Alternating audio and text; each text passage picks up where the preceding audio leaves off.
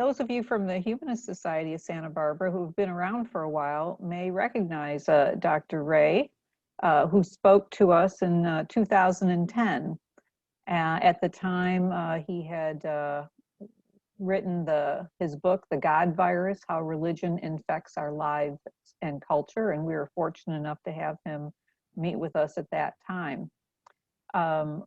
We've asked him to come back and be our speaker in March, our main speaker. And when he mentioned the topics that he could talk about, he mentioned he can talk about the psychology of religion in a pandemic, or why are so many pastors dying to get people into church. And I thought, makes a lot of sense to combine this with one of our COVID talks thematically. So Dr. Ray was raised in a religious fundamentalist Christian family. He's in Kansas, raised in Kansas. Has his bachelor's, his master's, his doctorate in organizational psychology. Left the faith somewhere in the mid-'80s, I guess, and since then has done an awful lot of good, both with the books he's written, founding of the Recovery from Religion Foundation, the Secular Therapy Project, which assists people in dealing with all the various traumas that can arise out of participating in religions and leaving your religions. I'm very happy to have him here. And I did see this very interesting comic in Free Thought Today, the December 2020 issue. I remember as a kid, right? They'd say, here is the church and here is the steeple. Open the doors and see all the people. Well, this changed it to don't open the doors or you'll infect all the people. So I thought that was pretty timely for this talk. So with that, I'll stop sharing, turn it over to Dr. Ray. And you know, we have, if you have questions, let us know. We'll be monitoring the chat and welcome questions throughout the talk and at the end. Dr. Ray? Well, thanks, Judy. Good to be back. I recognize several faces here, and like good to see Richard and Bruce. I saw his name pop up here a little bit earlier. Anyway, thanks for having me. I have learned the hard way, you don't tell Judy too much or she'll rope you into doing even more. So I'm quite happy to do this. I did a similar talk. I'm going to reduce it down today. For our Recovery from Religion group, back in March, to try and help people understand what's probably going on around us. So today we're going to talk about literally, I mean, why are ministers so damn dying to get people into church? Because some of the ministers themselves are dying, in case you hadn't noticed. It's kind of an irony there. And I'd just like to talk about some of the psychology of it, some of the anthropology of it, and some of the neurology of it as well. Perhaps we'll try and get through a lot of those. But to begin with, I'm going to be pulling a good deal of what I'm going to talk about today from my book, The God Virus. If you have read The God Virus, you know I pretty much predicted what's going on right now from several different angles. Unfortunately, it's come true orders of magnitude worse than I predicted. So I'm not a very good prophet. I'm a failed prophet, I guess you could say. I did not predict a pandemic specifically, and I did not predict Donald Trump specifically, but I think if you've read my book, you'll see it's in there. Read between the lines if you don't see it. So anyway, I have Dave and Judy. Are you going to be my co-conspirators here, or Dave and who else? Yeah. Okay, Dave is Yeah. okay. Yep. All right. Well, and Wayne can also be a co-conspirator. Oh, Wayne. Okay. Good. So what I like to do is I like to just talk a bit. If my co-conspirators have got relevant questions, they can jump in at any time. If you've got a question in the audience, just put it into the chats, and as appropriate, they'll throw them in here as well. But you know, this is kind of an informal talk rather than structured, so I'm not as worried about being too interrupted. But let's begin with the notion of a God virus.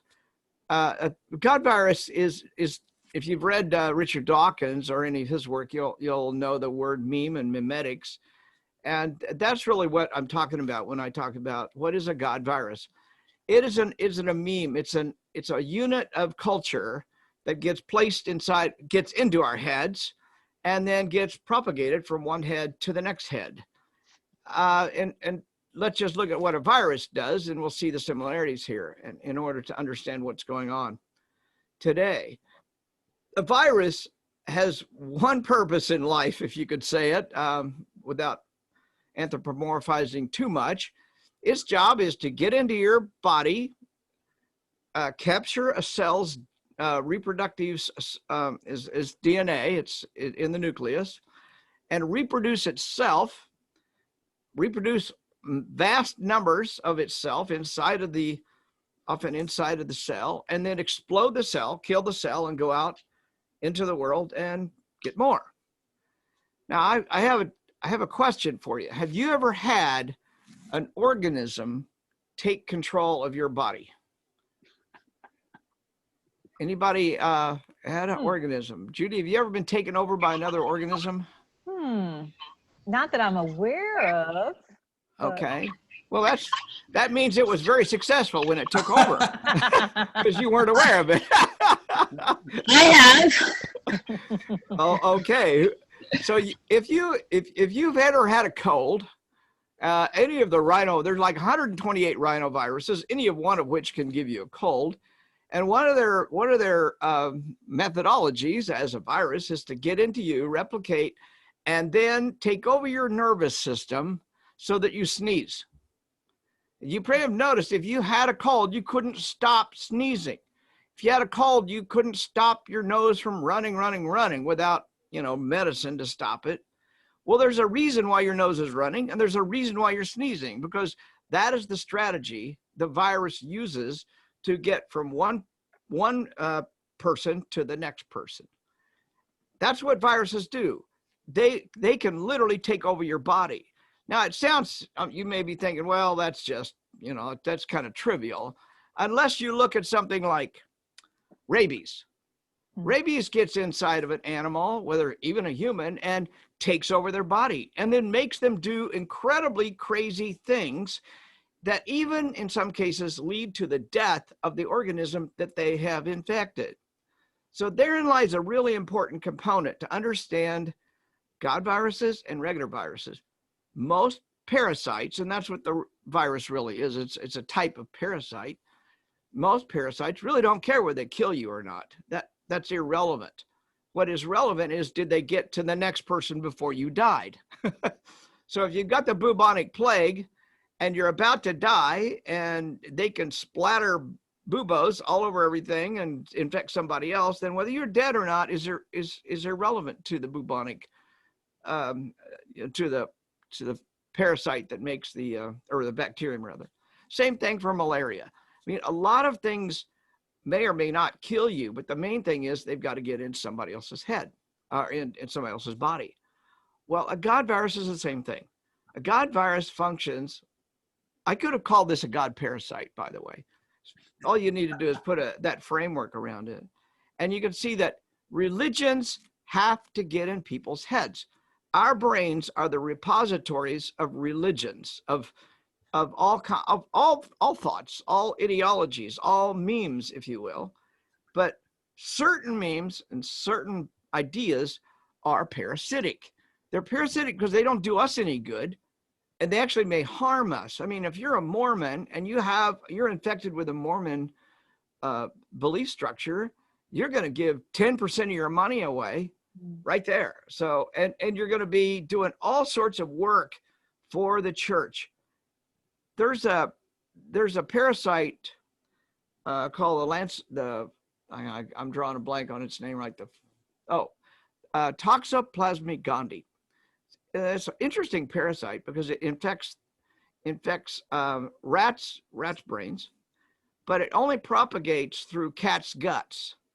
So once a rat is infected with this, it gets in the brain of the rat, changes the rat's behavior.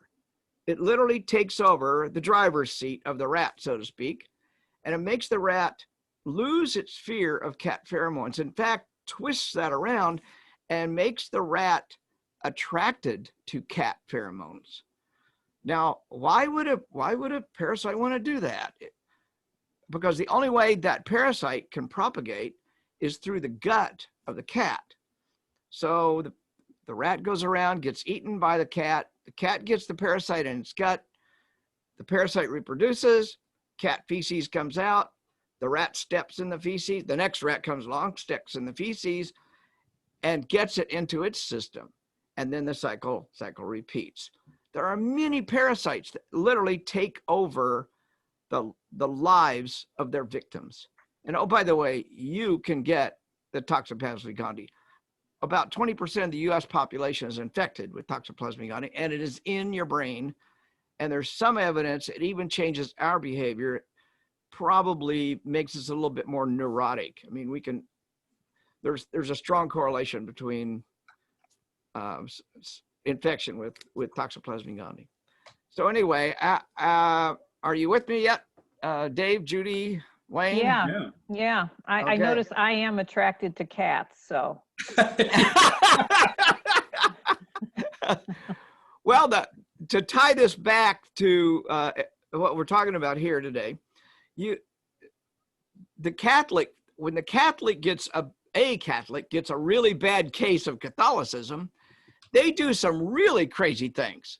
I mean, some people tell me, well, Dale, or you just want to be an atheist because you're a pervert, or you want to, sin or whatever. I did write the book on sex and God, but that wasn't the reason I became an atheist. I have people tell me, well, what's the strangest, most perverted thing you know of? And I usually say, well, being a Catholic priest or a Catholic nun is the most perverted thing I've ever heard of in my life. It is so unnatural. Why would somebody deny themselves their own ability to propagate, to reproduce? Only a really, really powerful God virus could make somebody do something like that. Now, go back to our rat analogy, and the rat comes out and it literally goes up to the cat and gets eaten to the cat voluntarily. In other words, it basically commits suicide. Well, isn't that what a Catholic priest is doing? Isn't that what a Catholic nun is doing? They're committing genetic suicide. So that is how powerful religions are, as they can take you. I mean, when somebody is infected with a God virus, a religion of almost any kind, it will impact their behavior. Religions have profound impacts on behavior. Now, what's this all got to do with pandemics? Well, what we've seen, I don't know if you've noticed it throughout history, but whenever you have a pandemic, you also seem to get a lot of religion out of it. I mean, go clear back to the Middle Ages, 1348, the pandemic of bubonic plague that came through and killed anywhere from 25 to 50% of the entire population of Europe. And the increase in religiosity, the flagellants that went around beating themselves on the back, the burning of witches, the persecution of Jews, and this all happened under the name of religion. And people got more and more infected with religion. What we're going to see as I talk today is that God viruses and biological viruses all too often work together, just hand in glove, to get people infected and to keep people infected with a specific religious ideology. We can look at this and think, what about the conquistadors in South America? I don't know if you've studied any of the history of the conquistadors, but they brought two things with them. They brought guns and steel, and they brought germs. And the germs were far more lethal than the guns and steel were. So what happens when these conquistadors come into South America or Central America, and half the population is dead before they even arrive from the diseases they brought into that continent? And the next thing they bring is priests, of course. And the priests say, well, you died because you're not godly. And if you don't listen to us, we're going to kill you. If you do listen to us, then you're going to convert to Catholicism. And so what we see in South America And oh, by the way, it happened in North America. It happened in New Zealand with the Maori.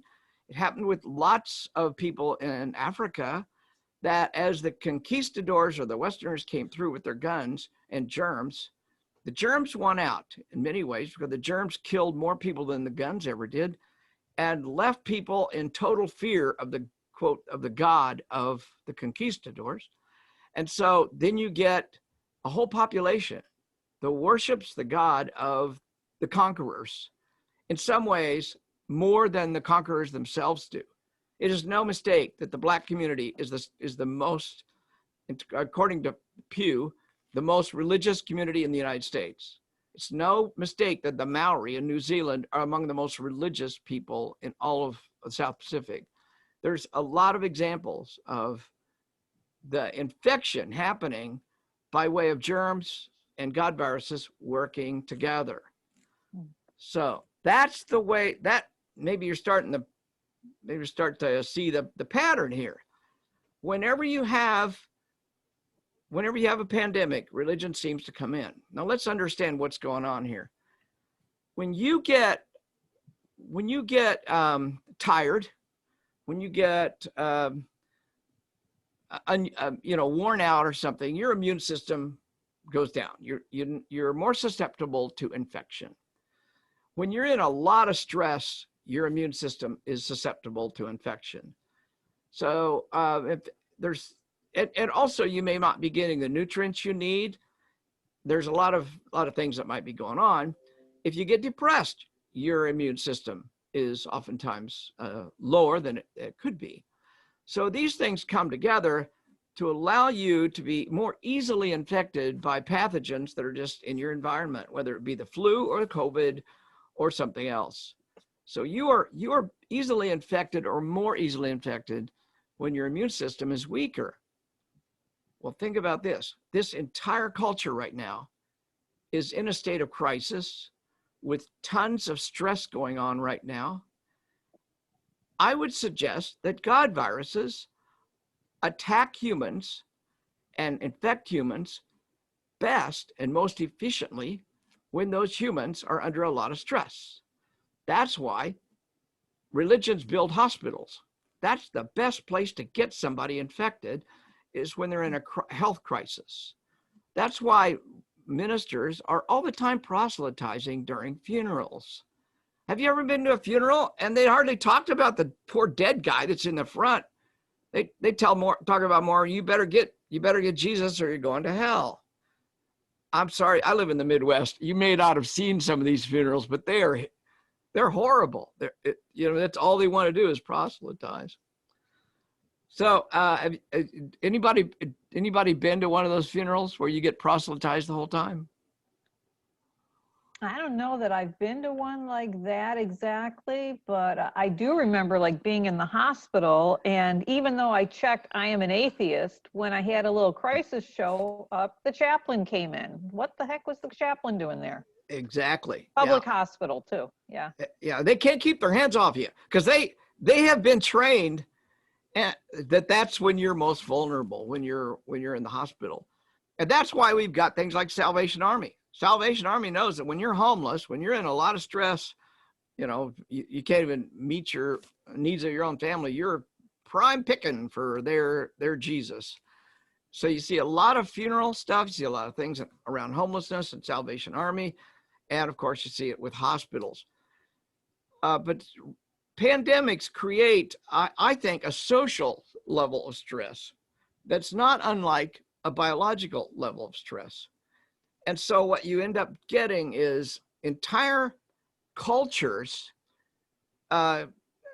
rapidly and sometimes radically changing their belief structures. I mean, one of the most famous examples, well, two different famous examples, but one of the most is the ghost dance culture of the early 1890s in the United States, where incredibly stressed, incredibly persecuted, disease decimated North American Indians, Native Americans, had a revival of sorts and created this new religion almost overnight. I mean, literally within months, this religion just exploded And it was a religion of let's take our land back, let's take our culture back, let's kick the white man out of this North America. And they went to war. It was the last great battles in North America, but it was all a part of a religious ideology that they were now protected by their spirit guide or whatever, and they were bulletproof. Well, that's we know that ideology didn't get very far, but that particular kind of ideology is, I mean, think about it. How it looks to us like so incredibly irrational that some spirit would protect you from a bullet. Now think about that. Where have we seen this recently? We're seeing ministers saying, come to church, God will protect you from this virus. It's just as crazy, but you see this over and over again in all religions. The religion itself claims it can protect you from biological viruses, which gets you in. And then what did one minister say just last week? He's on video berating a dead member of his congregation in public, saying, well, he died because he didn't have enough faith. I mean, we look at this and say, how can anybody believe that? Well, that's the power of a religion to take over someone's brain. That's the power of Toxoplasma gondii to take over a rat's brain. That's the power of Catholicism to take over a priest or a nun's brain, or any number of other people in different ways. Whether it's a Baptist, a Buddhist, a Muslim, it doesn't matter. Their brains have been taken over by that ideology that then tells them we can protect you from this virus. And that's why people come to church, because you're going to go to hell if you don't get to church. That's what the ministers are saying, or something like that. And so what do you want to do? You can die of this virus in your home. You can come to church, pray to Jesus, and get protected. Oh, and if you die, at least you won't go to hell. That is the compelling argument that we're seeing right now in our current culture. I'm going to stop for just a minute and just open it up. Any questions come out so far? Yeah, we don't have any in the chat. Does anybody have any questions? I guess I have a comment that I was looking into the UN, or at least an agency on behalf of the UN, published a thing called the World Happiness Report, and looking for correlations, suicide rates, murder rates, wealth, things. It's actually was pretty hard to find correlations, except for religiosity, and it was a negative correlation. So the more difficult, no causality is being assumed. Yeah, right. But the correlation is as you encountered less happy societies, the religiosity was higher. And whether that in one in response to the other or vice versa, you couldn't say from the data, but I think it fits well with your idea that your immunity against religion goes down as the stress in your life goes up, or as hardship and misery increase. And right. I think that's borne out even in modern data, and when you look at satisfaction and well-being versus religiosity. Yeah, I won't go into it. That's actually a whole nother talk I could practically give, Dave, but there is quite a bit of fairly recent research on happiness, religiosity, and stuff like that. But that's another, but it's consistent with what you just said, by the way. Richard's got a question too. All right, Richard. I don't want to jump ahead because you're stopping partway through your talk, but I read an article about how two plagues went through ancient Europe pretty close together. And before they went through, Rome was almost like 99.99% pagan. And one generation after the last plague, it was almost entirely Christian. And the author said that because of particular situational things and the behaviors and of the Christians in Rome, they fared a little bit better than the pagans as far as resisting it was like probably smallpox.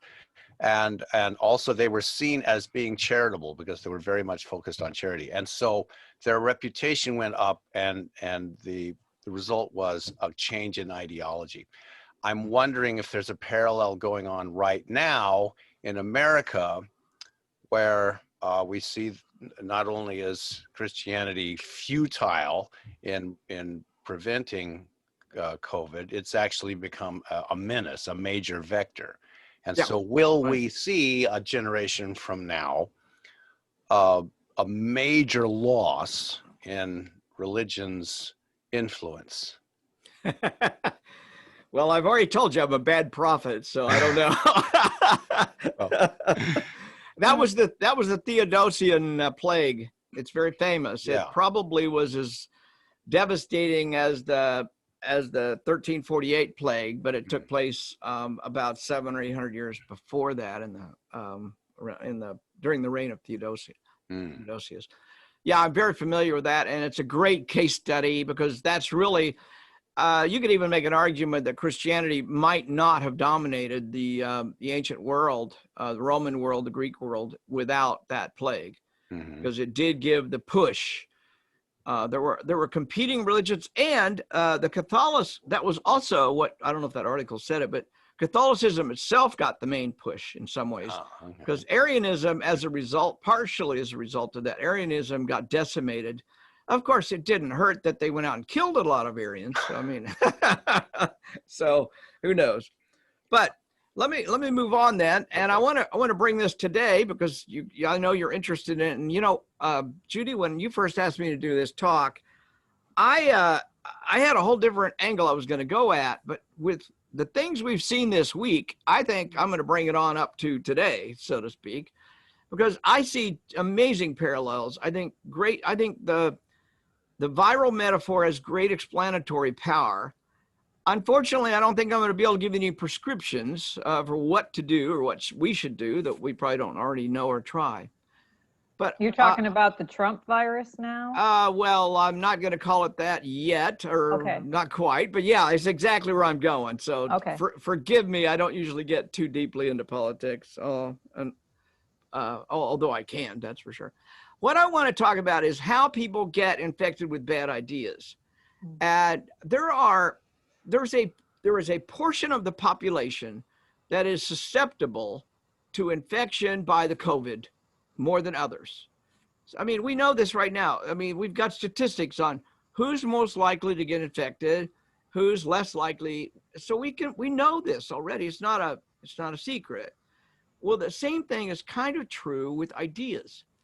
Some ideas, some ideologies, some stressors have more impact on people than other people. And those components or those characteristics allow for an attack. If it's a biological virus, it allows for a biological virus to attack you because the virus is going to take advantage of that particular characteristic in you if you're a person with that characteristic. So are God viruses. God virus is going to look, I use the word look, I don't mean it to anthropomorphize.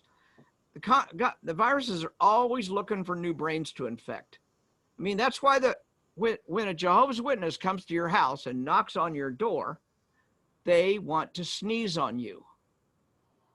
I mean, they want to give you their disease. When the Mormons come and knock on the door, they want to give you the disease. When a Baptist gives you one of their pamphlets, they want to give you the disease. When somebody invites you to their prayer meeting, they want to give you their disease. That's what's going on. That's the way you get people infected with God viruses. So what's going on in the brain during a stressful time period is your brain starts processing information differently, sometimes radically differently. Think about this. When you're under a lot of stress, you oftentimes are bad at making decisions, or you make some of your worst decisions when you're under a lot of pressure, under a lot of stress. That means, it tells me that your brain is not thinking as rationally and as level-headed as you might normally be. Well, if I can catch you, if I'm a minister and I can catch you at a time when your brain is not fully rational, that's when you're susceptible to infection. That's also when an entire culture is susceptible to infection. So we get cultural phenomena that are creating the opportunities for infection. I'm going to name a few of them. You see right now Fox News, and for 20 years, Fox News has been perfecting its ability to stimulate people's amygdala in their brain. I mean, literally, you could probably put people who are watching Fox News in an MRI, watch how the amygdala responds, and you will see it lighting up. And it's lighting up because the amygdala is where we process fear. And then from the amygdala, the hippocampus, which is just above the amygdala in the brain, is where we learn new things and we process those things and we store those things, if you will. So what Fox News is very good at is stimulating people's fear response. Now, having a fear response is a very good thing if you're a hunter-gatherer in Africa 50,000 years ago, because you don't want that lion or those hyenas eating you. So having a fear response means you get cortisol levels, adrenaline goes up, other things happen, stress hormones, and it prepares you to run or to fight or flight response. We're all familiar with that. But what happens if every single day your fear response is being stimulated way out of proportion to what you would have had in the savannas of Africa 50,000 years ago? What if we then could look at your amygdala, we would see that it actually is overproducing the hormones that come as a result of the stress of the fear response. We would also look at your adrenal cortex on the top of your kidneys, and we've seen this in rats and humans both. A lot of experiments going back 30, 40 years. If you overstimulate, the adrenal cortex will actually grow, get bigger, because it's learning how to produce more and more of the drug, adrenaline, among other things, that are stress hormones. You see a lot of people always upset, always angry. I mean, I've got relatives that all they do is watch Fox News. And man, you don't want to sit down and have Thanksgiving dinner with thank God for COVID this year. You don't want to have Thanksgiving with it because you got to listen to, all the horrible things they're angry about. Well, it's because they're watching, they may have voluntarily started watching Fox News, but once it captures them, it's like an addictive thing. They've got to, I mean, how many of you are addicted to the news right now? I'm guessing a lot of us have had our eyes glued on some news outlet. Well, what if that news outlet was Fox News? You would have been stimulated more precisely and more in a more patterned way. Fox News has learned this beautifully because it gets more advertising dollars and stuff.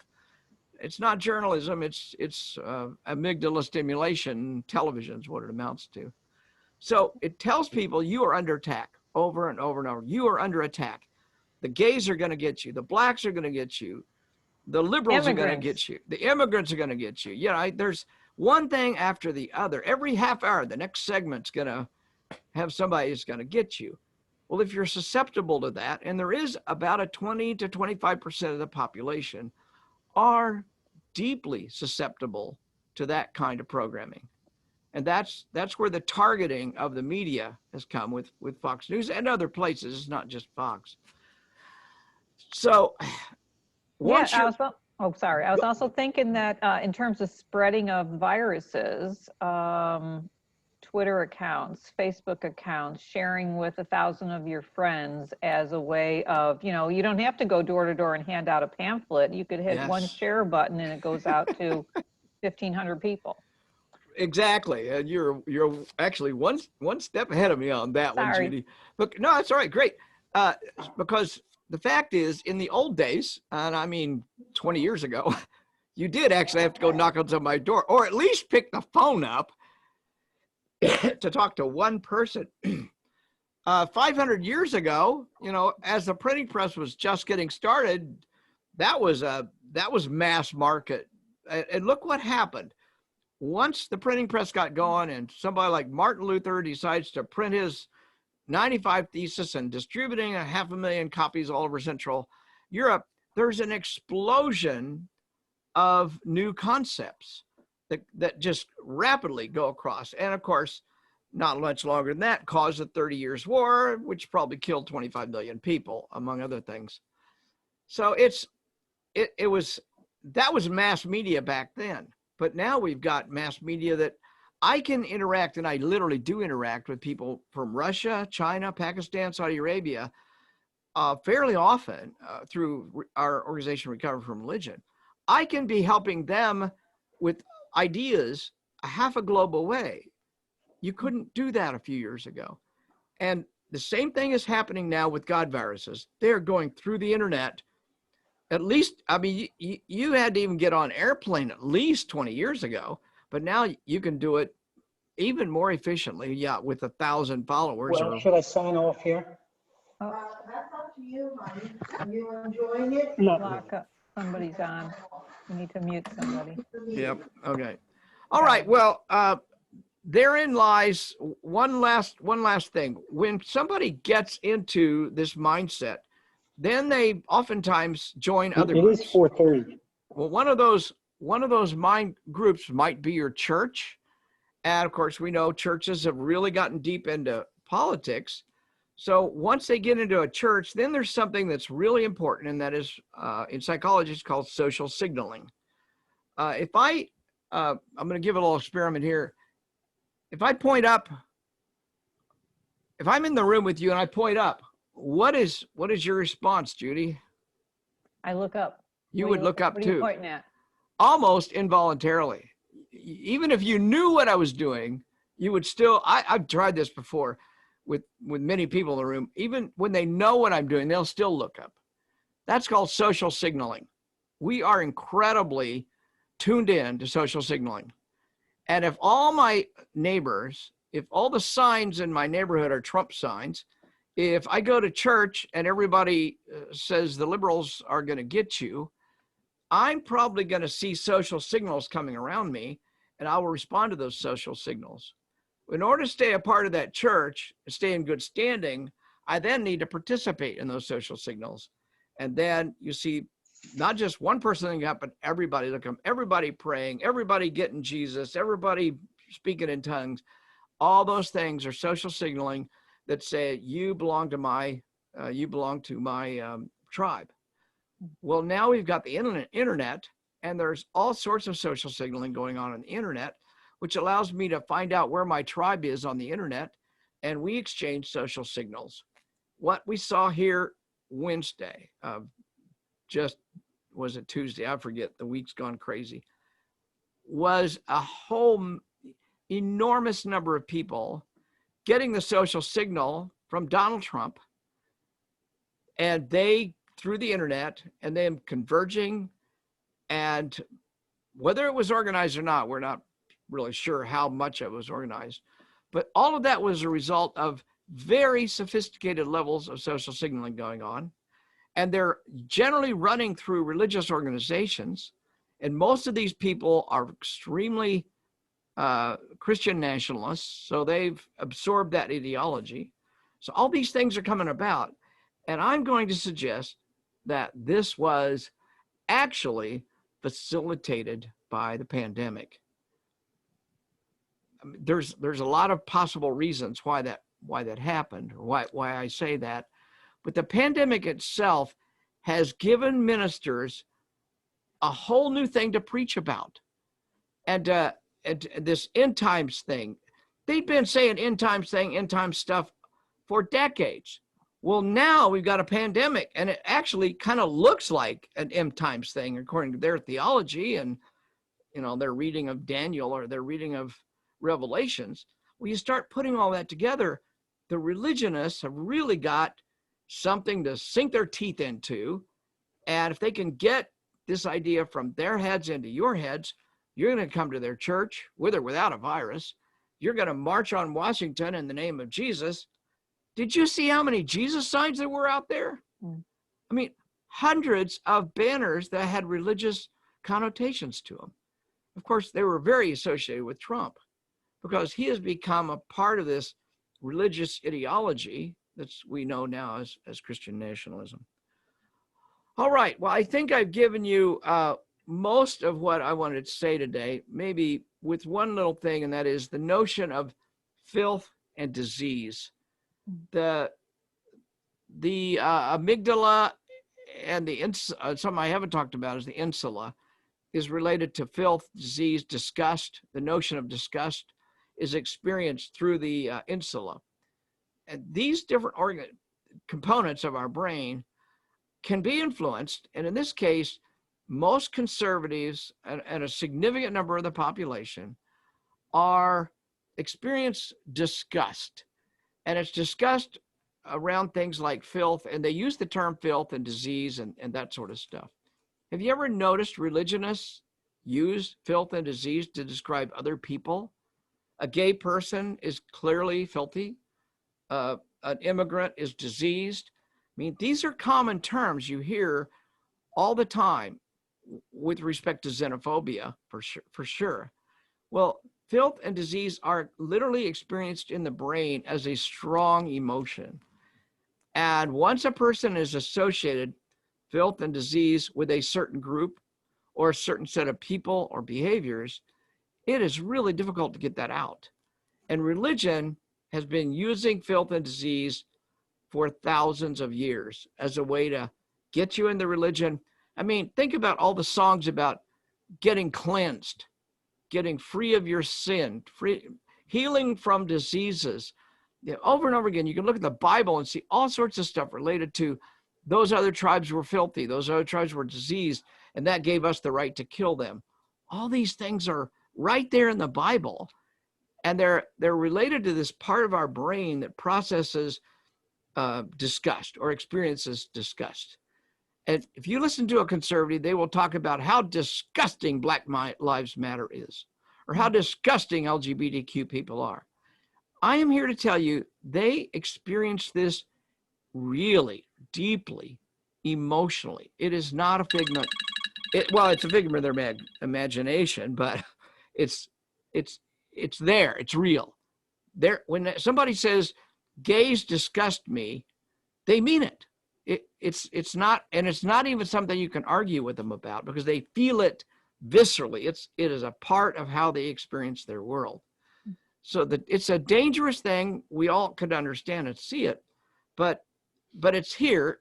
And those people who are marching in Washington this week were deeply infected with a religious ideology that says, if you don't like us, if you're not part of us, then you are disgusting, you are an enemy, you are filthy, you are diseased. I mean, there's lots of those things they truly believe about those who aren't in their camp.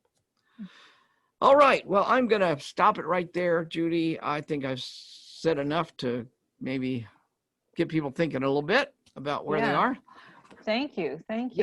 Yeah, I had one thought, and also ask if anyone else has questions. I had recently watched this 24-part series on the Black Death, the 1348 plague, and from the professor at Purdue. And one of the things that she said is, yes, religiosity had increased during the plague with the flagellants and all of that.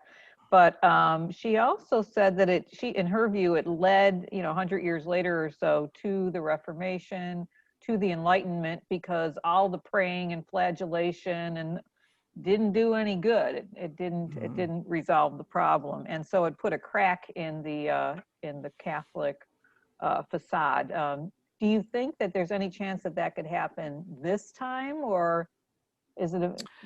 Well, I want to be a little more nuanced about that. I've seen that argument. I actually agree with it, but you got to remember there wasn't one plague. There was 5 or 6.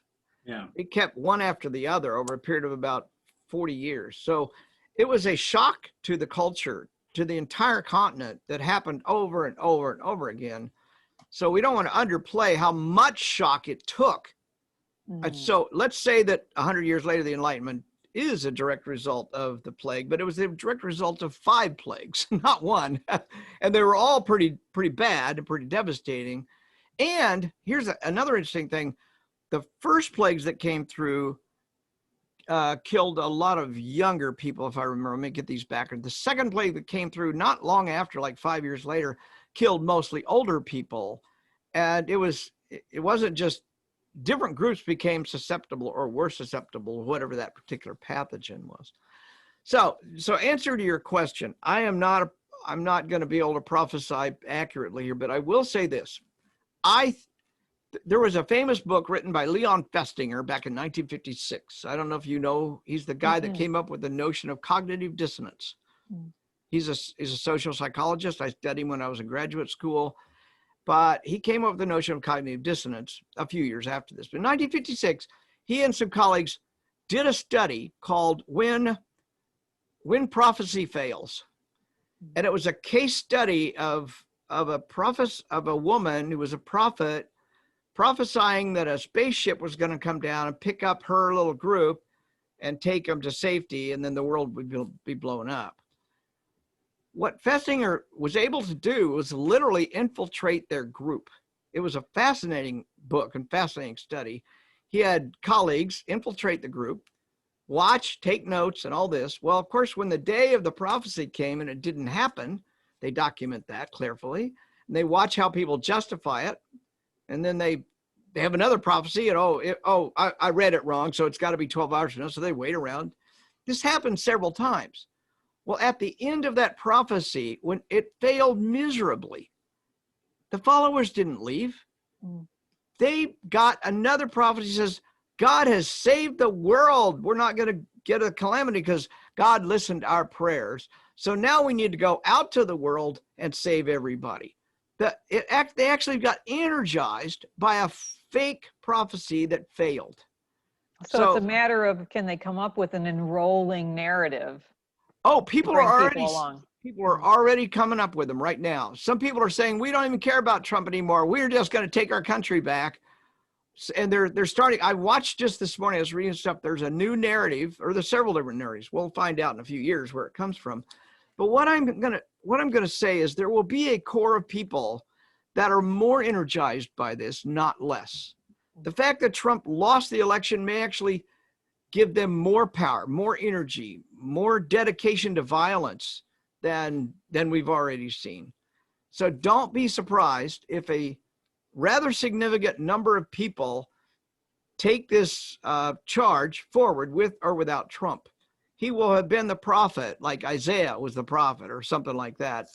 But they're long dead. Trump could die tomorrow and they'd still be going crazy. I saw Ron. Sorry to bring so I put something in the chat about 10 minutes ago.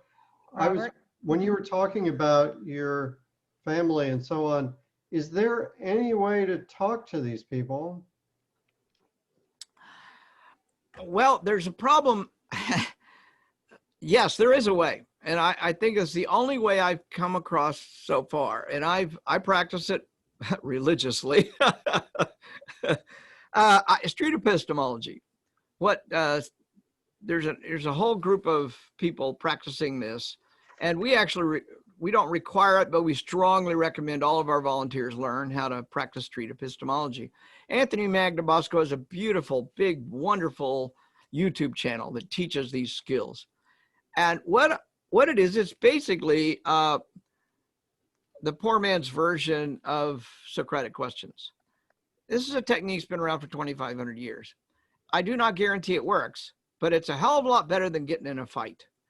And that's the problem. Once you've gotten into a fight with somebody about what they believe, and they sense, the minute they sense you're trying to change them, they clam up and you get a rebound effect. They become defensive.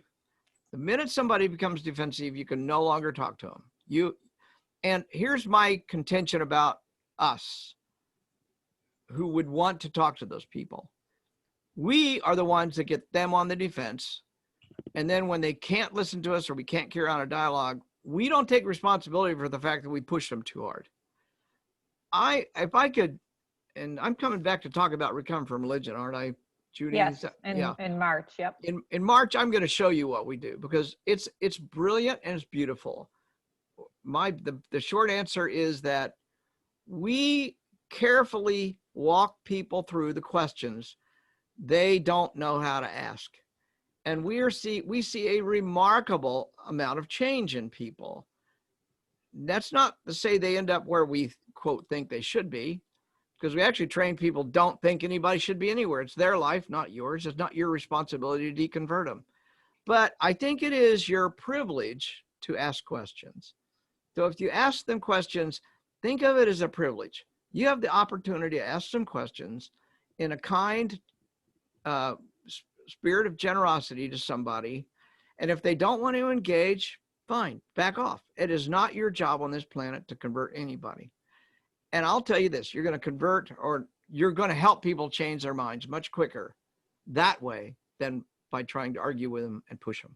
It just does not work. I can tell you that 172%. Yeah, let's see. I think I had called on Ron. I also see you, Bill. You'll be next. Ron, you have a question? Hear me now? I was wondering whether you think that democracy could survive this type of onslaught. Do you think democracy can survive this type of onslaught, is what I heard, yeah. Oh, wow. I think we're in a decision point right now. I think it's the election of Trump started the decision point, and I think we made a decision against him, of course, as a nation. But just because we decided against him doesn't mean his minions are going to go away. I'm a big history fan, and if you look at the various republics, especially the Roman Republic, and how it got undermined, I think we're at that inflection point ourselves. We have to decide, are we going to make sure our institutions, I've been very proud that we have institutions that have stood up to Trump. Despite the horrible treatment of Trump's head of places like various security agencies and the FBI, they seem to be weathering the storm so far. And hopefully they'll be able to get back on track or more on track. I don't know whether we're going to survive it or not, but I'll tell you this much. I've given more money to more politicians this last 4 years than I've given all my life put together. I mean, I think we've got to wake up. I'm a rabid liberal, of course, but I think me, the liberal and people I know, we live in a fantasy land. They play hardball all the time. We play softball. That's right. And we rarely play hardball. So we've got to figure out how to play hardball in a way that doesn't violate our values. But I think there's hardball. For example, are we gonna, what is the Congress gonna do about the impeachment thing? I mean, even though it's not possible to get the Senate to vote, that doesn't mean it's not something we can. 2 impeachments are enough to put him on notice and everybody else we're never letting that happen again. Whether we do or not, I don't know. I'm not here to propose any solutions. I'm here to say that we have to step up. We have to support people. We have to stop fucking arguing with each other over, is Bernie Sanders better than, Elizabeth Warren or whoever? If I can agree with somebody 70 or 80%, I should be supporting them. And I see us all too often getting in pissing matches over the 10% we disagree on. And it just boggles my mind. 3 people together could probably have an enormous impact. They'd stop arguing about the 10% they disagree on. So anyway, that's I went to seminary to be a preacher. Can you tell that? I didn't become a preacher, thank God. Bill Cook, do you have a question? Yeah, can you hear me? Yes. Yes. I want to make a minor change in your overall picture here, in that it is true that often desperate people arrive at the kinds of extreme solutions you're talking about. But in their situation, that is a cure. It cures them of their confusion, and gives them an enemy to attack. So it's a cure from their position. Bill, I would actually absolutely agree with you. I think you're absolutely right. It's a cure because, and you look at it from the mental brain functioning, there's a lot of tension going on as a result of these external stimuli. And my view is that each of us humans, we have only so much bandwidth. Now, we all know what bandwidth is in electronics. We have to have quite a bit of bandwidth to sit here and talk to each other by Zoom electronically. You know, if you have a small pipeline, you can't do all this video at once, but you got a bigger pipeline, you can. Well, I think we as humans have a bandwidth. Some people have bigger bandwidths than other people do. And one of the things I think that will help us if we respect other people for their particular bandwidth. I know for a fact that my daughter has a bandwidth that's about that wide when it comes to politics. Anything political. I got a bandwidth that's that wide, okay? I can take a hell of a lot and not get upset. But you can't talk any politics without her getting upset because she's got such a narrow bandwidth. And yet this woman's got a doctorate in pharmacy. She's a clinical pharmacist. She's dealing with COVID patients all the time.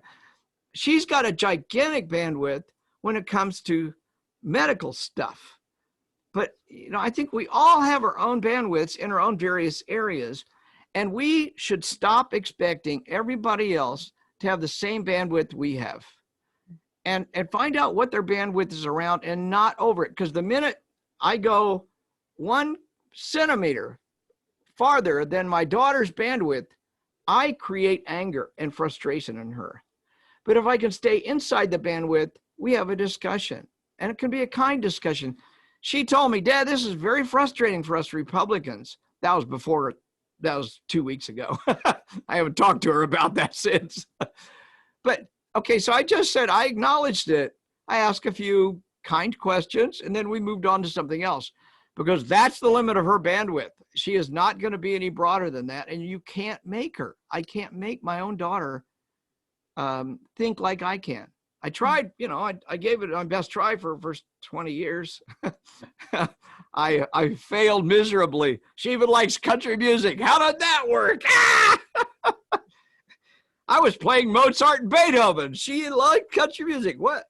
I literally played Mozart when she was still in the womb. That's how serious I was about my music, and it didn't work. So I don't know if you guys, you think about it, personalities are very strong things, and they don't change very easily. So when we start asking people to think like us, we're asking them to make a major change in their personality. And I think we need to be kinder, gentler, more compassionate with other people, and yet relentless in our questioning, but not aggressive questioning. It's a hard thing to walk. It's a fine line. But I don't expect a 10 or 12-year-old child to be able to understand me or understand the world at the level that I do. And some people are really 10 or 12-year-old children. We've got one in the White House. He's a 6-year-old child, I think, or something less. But if you ask somebody to, yeah, I agree, Richard. If you ask somebody to exceed their bandwidth or their level of understanding, you create all sorts of conflict inside of them, and they focus it on you. So I don't have a good answer for you, but be more compassionate and gentle and patient, and you'll probably get farther.